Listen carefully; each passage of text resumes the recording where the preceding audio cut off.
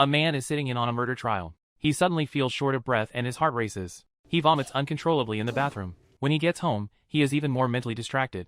It's not because the suspect's methods are too terrifying. It's because the man believes he is the murderer. The man, named Kemp, is a juror. A month ago, the victim was drinking at a bar with her boyfriend. The two had an argument and finally parted unhappily. Kemp happened to be at the bar too. On his way home, he received a message from his wife. This distracted him and caused an accident. After the crash, Kemp hurried out of the car to check. But he found nothing. Seeing the warning sign on the roadside, he guessed he had hit a deer.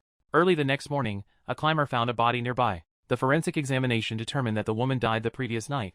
The cause of death was a severe blow to the head. Therefore, her boyfriend, with whom she had quarreled, became the prime suspect. When Kemp heard all the details of the case, he immediately realized that what he had hit that day might not have been a deer. After the trial, he found a lawyer friend and asked if he could turn himself in. It turned out that Kemp had a previous conviction for drunk driving. Once he turned himself in, the punishment would be even more severe. After hearing this, Kemp completely gave up the idea of turning himself in. The next day, when the court opened, the suspect brought a defense lawyer. They had been arguing all the time after leaving the bar that night, but he found his girlfriend's attitude was very bad, so he chose to leave directly. This made him very regretful. The man's remorse moved the jury. The appearance of a key witness changed everything. The old man said he was at the scene of the crime. That man got out of the car to check and then drove away from there. Kemp felt fear, more certain that what they had seen was himself. When the prosecutor asked if the old man had seen the face clearly, he identified the suspect. Everyone found it incredible. Kemp also relaxed. In the jury's voting session, everyone thought that the man had killed his girlfriend. Only Kemp was still struggling.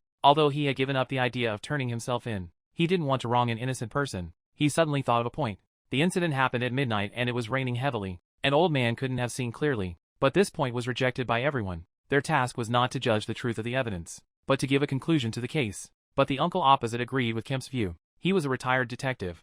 They decided to reinvestigate the truth of the case.